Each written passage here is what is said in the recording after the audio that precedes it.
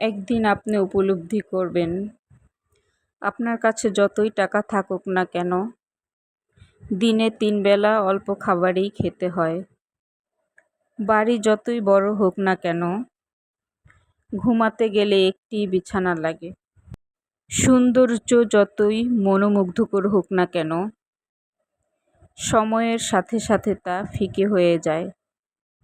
আপনি যতই মানুষের সাথে পরিচিত হন না কেন, পাশে থাকে সত্যিকারের কয়েকজন মানুষ।